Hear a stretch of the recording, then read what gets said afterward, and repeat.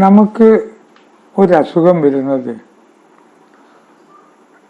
വളരെ പെട്ടെന്ന് എന്നുള്ള രീതിയിൽ നമുക്ക് അനുഭവപ്പെടാമെങ്കിലും യഥാർത്ഥത്തിൽ അസുഖം വരുന്നത് വളരെ കാലം ആ പഴക്കം കൊണ്ടാണ് അസുഖം ഉണ്ടാകുന്നത് എന്നാണ് ആയുർവേദത്തിൻ്റെ ആചാര്യന്മാർ പറയുന്നത്. ഇന്ന് രാവിലെ നമ്മൾക്ക് അസുഖം തുടങ്ങി അങ്ങനെയല്ല. വർഷങ്ങൾക്ക് മുമ്പേ നമ്മുടെ ശരീരത്തിൽ അസുഖം വരുന്നുണ്ട്. അതിനെ ആയുർവേദത്തിൽ ശരീരത്തിനെ 3 ഭാഗമാക്കി തിരിച്ചിട്ടുണ്ട്. ഈ 3 ഭാഗമാക്കി തിരിച്ചിട്ടുണ്ടെങ്കിലും എല്ലാ ചികിത്സാരീതിയും ഒരു ഭാഗത്തിന് മാത്രമേ പ്രാധാന്യം കൊടുത്തിട്ടുള്ളൂ. ബാക്കി ഭാഗങ്ങൾക്ക് യാതൊരു പ്രാധാന്യവും കൊടുക്കുന്നില്ല. ഏറ്റവും പ്രധാനപ്പെട്ടാണ് നമ്മുടെ ശരീരത്തിൽ മന്ത്രശരീരം എന്നൊന്നുണ്ട്. ശരീരത്തിന് ചുറ്റും ഓറ എന്നൊന്നുണ്ട്. ആ ഓറയാണ് ജ്ഞാനശക്തി. അതിൻ്റെ മൂർത്തിയാണ് മന്ത്രമൂർത്തി. മന്ത്രശരീരത്തിൻ്റെ മൂർത്തിയാണ് മന്ത്രമൂർത്തി. ഈ മന്ത്ര ശരീരത്തിലേക്ക് പല അസുഖങ്ങളും വരുന്നുണ്ട്. ഏതെങ്കിലും ഒരു അസുഖത്തെക്കുറിച്ച് ധാരാളം കേട്ടാൽ മതി. അതിനെക്കുറിച്ച് കുറേ മനസ്സിലാക്കുകയും ലേഖനങ്ങൾ വായിക്കുകയും പ്രസംഗം കേൾക്കുകയും ചെയ്യുമ്പോൾ മന്ത്രശരീരത്തിൽ ഈ രോഗം വരുന്നുണ്ട്. നമ്മൾ പറയുന്ന വാക്കുകളൊക്കെ മന്ത്രശരീരം കേൾക്കുന്നുണ്ട്. അതവിടെ ദഹിക്കാതെ അടിഞ്ഞുകൂടുന്നുണ്ട്. രോഗം നമ്മളുടെ പ്രാവർത്തികമായിട്ട് നമ്മുടെ ജീവിതത്തിലേക്ക് വരുന്നതിൻ്റെ മുമ്പ് തന്നെ മന്ത്രശരീരത്തെ നാം രോഗിയാക്കി മാറ്റുന്നുണ്ട്. മിക്കവാറും അസുഖങ്ങളെക്കുറിച്ച് നമ്മൾ കേൾക്കുകയും മനസ്സിലാക്കുകയും അത് വന്നാലുള്ള ചികിത്സയ്ക്ക് എങ്ങനെ പണം ചെലവാക്കാതെ ചികിത്സിക്കാമെന്നുള്ള സ്കീമുകൾ ഒക്കെ ചെയ്യുമ്പോൾ എന്തുണ്ടാവുന്നുണ്ട്? മന്ത്രശരീരത്തിൽ ഈ അസുഖം ഉണ്ടാകുന്നുണ്ട്, നമ്മുടെ ഓറയിൽ. അതിന് ദൈവവ്യപാശ്രയ ചികിത്സ, അതിനെക്കുറിച്ച് ഇന്നിപ്പോൾ അത്ര അധികം പഠിക്കപ്പെടുന്നില്ലെങ്കിലും ആ ദൈവവ്യപാശ്രയം എന്നുള്ള ഇതിൻ്റെ ഒരു ഭാഗമാണ്. അവിടെ ഓറയ്ക്ക് അതിൻ്റെതായുള്ള ജ്ഞാനശക്തിയുണ്ട്. അതിൻ്റെ മൂർത്തിയെ വിളിച്ച പേരാണ് മന്ത്രമൂർത്തി. കുറച്ചു കാലം കഴിഞ്ഞിട്ട് അവിടുന്ന് പിന്നെ രണ്ടാമത്തെ തലത്തിലേക്ക് വരും, മനോമയ ശരീരത്തിലേക്ക്. ആദ്യം പറഞ്ഞത് മന്ത്രശരീരം, പിന്നെ മനോമയ ശരീരം. ഇച്ഛാശക്തിയൊക്കെ അവിടെയാണ്. അവിടുത്തെ മൂർത്തിയാണ് മനോമൂർത്തി. ഇവിടുന്ന് മന്ത്രശരീരത്തിൽ നിന്ന് മനോമയ ശരീരത്തിലേക്ക് വരുമ്പോഴേക്കും മനസ്സതിനെ ഡെവലപ്പ് ചെയ്യും. വലിയൊരു സൂക്കടായിട്ടും അത് നമ്മളെ കീഴടക്കുന്നതൊക്കെ ആയിട്ട് നമ്മൾ മനസ്സുകൊണ്ട് അതിനെ വികസിപ്പിച്ചെടുക്കും. അപ്പം എല്ലാവരുടെ മന്ത്രശരീരത്തിലും കുറേ അസുഖങ്ങളുണ്ട്. പിന്നെ മനോമയ ശരീരത്തിലേക്ക് കുറച്ചും കൂടി ആഴത്തിലേക്ക് വീണ്ടും അകത്തേക്ക് വന്നു. രോഗത്തെ നാം ഉണ്ടാക്കുന്നതാണ് എന്ന് പുതിയ പഠനങ്ങൾ പറയുന്നു. ഒരു സൂക്കടിനെ നമ്മൾ ഉണ്ടാക്കുന്നതാണ്.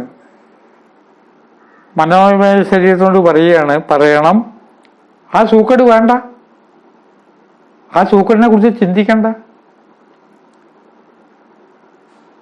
രാവിലെ എണീറ്റാൽ ദിവസേന പ്രഷറും ഷുഗറും നോക്കുന്നവരുണ്ട്. ദിവസേന അതിനെ ജീവിതത്തിൻ്റെ ഒരു ഭാഗമാക്കി മാറ്റുന്നു.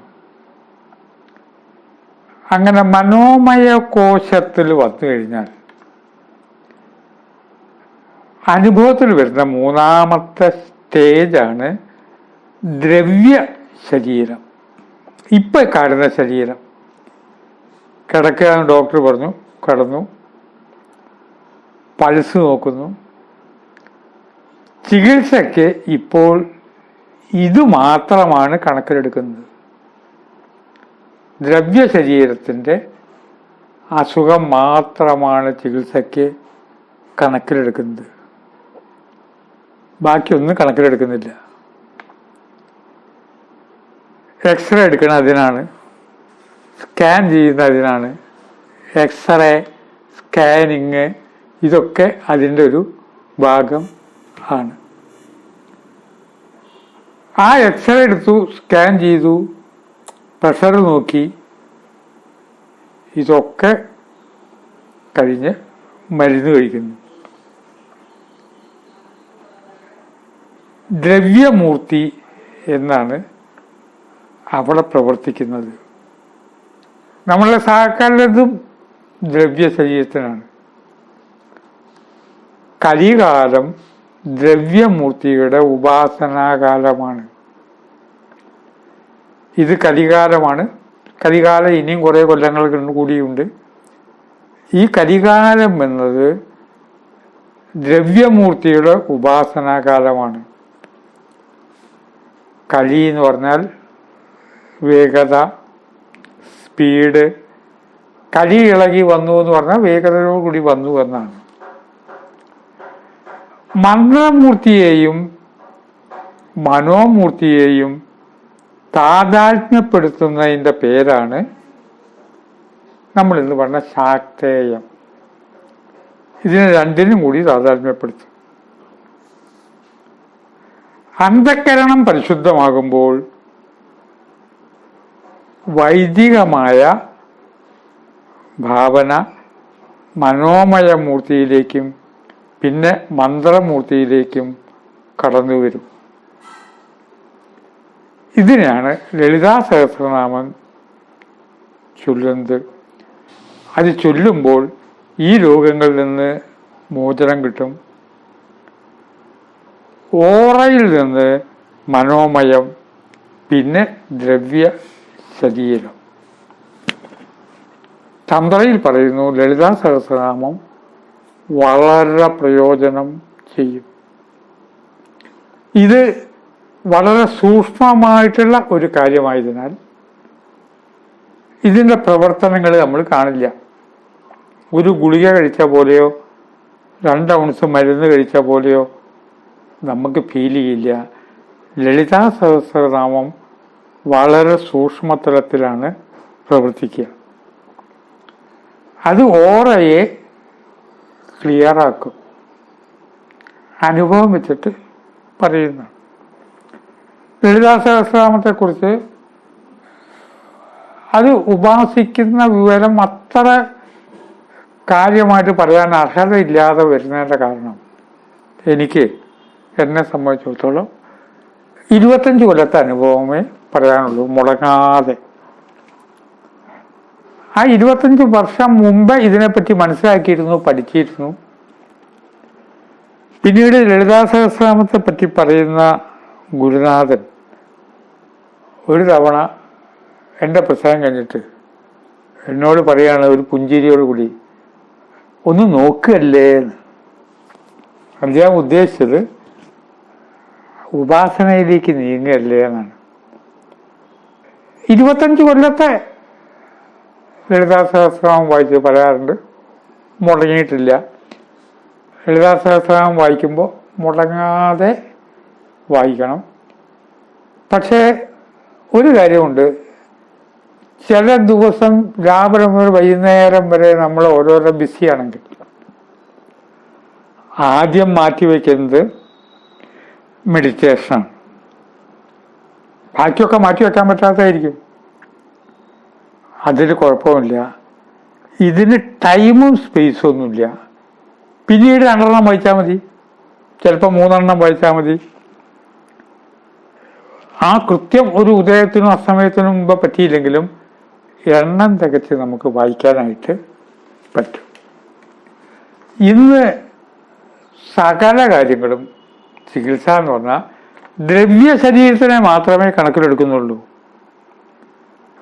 ദ്രവ്യ ശരീരത്തിലേക്ക് അസുഖം വരുമ്പോഴേ ആ വിവരം നമ്മൾ അറിയുന്നുള്ളൂ. അതിനു മുമ്പ് മന്ത്രശരീരത്തിൽ വരുന്നുണ്ട്, മനോമയ ശരീരത്തിൽ വരുന്നുണ്ട്, പിന്നെയാണ് ഇങ്ങോട്ട് വരുന്നത്.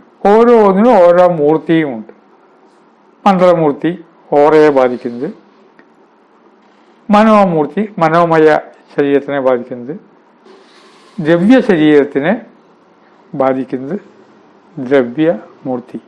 മൂർത്തി എന്ന് പറഞ്ഞാൽ മൂർത്തിമത് ഭാവം എന്നാണ്. ഏതൊന്നിനെയും ഒരിടത്ത് കേന്ദ്രീകരിക്കുക, മൂർത്തിമത് ഭാവമാക്കി മാറ്റുക എന്നുള്ളതാണ്. ഇതേക്കുറിച്ചൊരറിവ് നമുക്ക് എല്ലാവർക്കും കിട്ടുന്നത് നല്ലതാണ്. ആ അറിവ് നമ്മളെ വളരെ ഉയരങ്ങളിലേക്ക് കൊണ്ടുചെന്ന് എത്തിക്കും.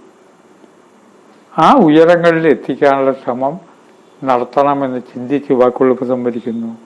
നമസ്കാരം.